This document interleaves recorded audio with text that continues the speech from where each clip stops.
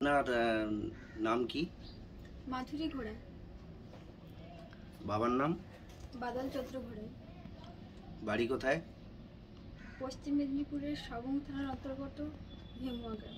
আচ্ছা, আপনার পশ্চিম মেদিনীপুর দেখলাম। পশ্চিম মেদিনীপুর, কিন্তু আপনি এই হাওড়া জেলার জন্য কেন অ্যাপ্লাই করেছেন? কারণ স্যার পশ্চিম মেদিনীপুরের সিট সংখ্যা খুবই কম, মাত্র 4টি সিট রয়েছে। কিন্তু আমার স্বপ্ন শিক্ষকতা করা, তো এখানে আমার মনে হচ্ছে যে কম্পিটিশন করাটা হয়তো একটু কঠিন হয়ে পড়বে। তো হাওড়াতে দেখলাম যে সিট সংখ্যাটা একটু বেশি আছে, তো আমি এই জন্যই এখানে অ্যাপ্লাই করেছি। আচ্ছা, আপনি বললেন আপনার বাড়ি সবং, কিন্তু আমরা জানি সবং একটা কোনো না কোনো কারণে এক নাম রয়েছে, সবংয়ের বিখ্যাত রয়েছে। কি কারণ? আমাদের সবং মাদুর শিল্পের জন্য বিখ্যাত। এখানে বিভিন্ন ধরনের মাদুর তৈরি করা হয় এবং এটা হচ্ছে দেশে খুব নাম রয়েছে মাদুর শিল্পের জন্য। আচ্ছা, আপনার যোগ্যতা? আমার MA জিওগ্রাফিতে MA, বিএড এবং ডিএলএড করেছি। আচ্ছা, এত বেশি যোগ্যতা নিয়ে আপনি প্রাইমারিতে চাকরি করতে এসেছেন কেন? স্যার, আমার প্রথম থেকেই স্বপ্ন শিক্ষকতা করা। তো এতদিন কোনো শিক্ষকতা সেরকম পরীক্ষা হয়নি, তো এটাই পরীক্ষা হয়েছে। আমি পরীক্ষা দিয়েছি আমার স্বপ্ন পূরণের জন্য এবং আমি এতে পাশ করেছি, তো আমি তাই এতে এসেছি। আচ্ছা, আপনি আপনার হাজব্যান্ড কি করেন? আমার হাজব্যান্ড শিক্ষকতা করেন। তাহলে ওনার ইনকামেই তো চলে যাবে সংসার, তো আপনি আবার এই শিক্ষিকার জন্য পথটা বেছে নিলেন কেন? আমি প্রথম থেকেই নিজের পায়ে দাঁড়ানোর জন্য আমি খুব ভালো করে মন দিয়ে পড়াশোনা করেছি এবং আমি শিক্ষকতা করার জন্য বিএড ডিএলএড যত ডিগ্রি আমি সবই করেছি এবং আমি নিজের পায়ে দাঁড়াতে চাই। তো আমি এর জন্যই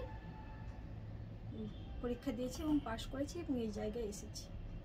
আচ্ছা, আপনার যেখানে চাকরি হবে ধরুন খুব দূরে হলো, তখন আপনার তো সংসার কে সামঞ্জস্য রাখা খুব কষ্টকর হবে, কি করবেন?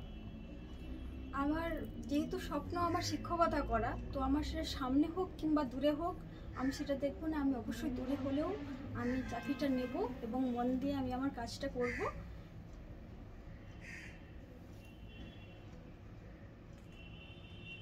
আপনি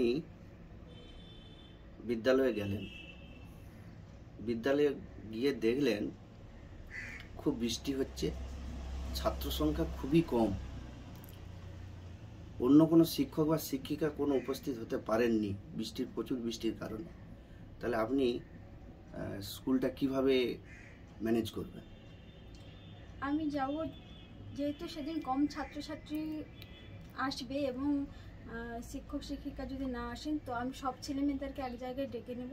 ডেকে নিয়ে আমি কবিতা হোক, আবৃত্তি হোক বা সাংস্কৃতিক কিছু জিনিস করার চেষ্টা করব এবং ওদের কাছ থেকে বৃষ্টি সম্পর্কে বা বৃষ্টির দিনটা কেমন লাগছে কি এইসব ব্যাপার নিয়ে একটু সবাই মিলে আলোচনা করব।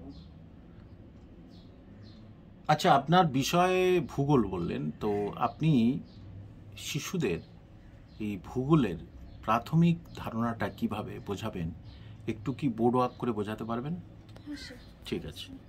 তো চকটা নিতে পারি? হ্যাঁ হ্যাঁ হ্যাঁ। গুড মর্নিং স্টুডেন্ট, তোমরা সবাই ভালো আছো তো? আচ্ছা, আজকে তোমরা পড়বে সবাই? আচ্ছা, পড়তে ভালো লাগছে না? ঠিক আছে, আজকে আমরা একটা গল্প করব। আচ্ছা বলো, তোমরা আজকে যে স্কুলে এসেছো, কোথা দিয়ে এসেছো? রাস্তা ধরে এসেছো? আচ্ছা ঠিক আছে, তোমরা কি কি দেখে আসছো বলো তো স্কুল আসার পথে? ও, তুমি একটা বড় গাছ দেখেছো? আচ্ছা, তুমি ঘরবাড়ি দেখেছো? আচ্ছা, নালা দেখেছো?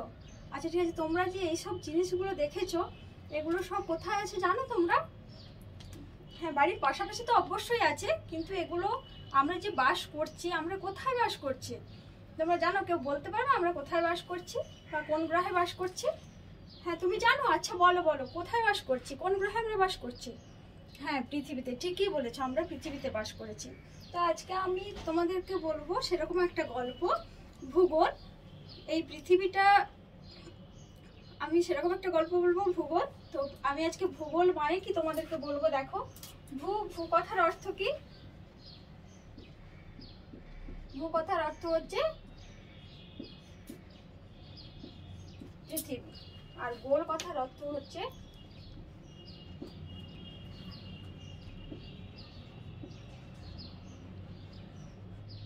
গোলাকার। তাহলে আমরা কি ভূগোল কথার অর্থ কি পেলাম? ভূ কথার অর্থ পৃথিবী, গোল কথার অর্থ গোলাকার। তাহলে পৃথিবী গোলাকার। তাহলে এই গোলাকার পৃথিবী সম্পর্কে আমরা যেটা জানবো সেটাই ভূগোল। তাহলে আমরা পৃথিবীটা কি জানলাম? গোলাকার, এরকম তো? হ্যাঁ, তাহলে এই গোল পৃথিবীতে আমরা কি কি, তোমরা বললে যে এখনই কি কি দেখে এসেছো, গাছ, ঘরবাড়ি, দোকানপাট, যা কিছু সব এই পৃথিবীর মধ্যেই কিন্তু অবস্থান করছে। তাহলে দেখো তোমরা কোথায় বাস করছো?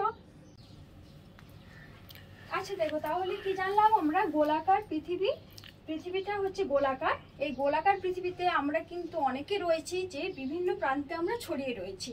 আচ্ছা বলো সুমিত, তুমি কোথায় থাকো? তোমার গ্রামের নাম কি? ভেমু। আচ্ছা ঠিক আছে, তুমি এখানে বাস করো, কিন্তু তোমার মামা বাড়ি কোথায়? তোমার মামা বাড়ি কোথায়? দার্জিলিং। তাহলে দেখো এরকম জায়গায়, তাহলে তুমি ভেমুয়াতে বাস করো এবং তোমার মামা বাড়ি দার্জিলিং এর কোনো একটা গ্রামে। তাহলে এখান থেকে তোমার মামা বাড়ি এখানে। তাহলে তোমার দাদা কোথায় বাস করে সুরেতা?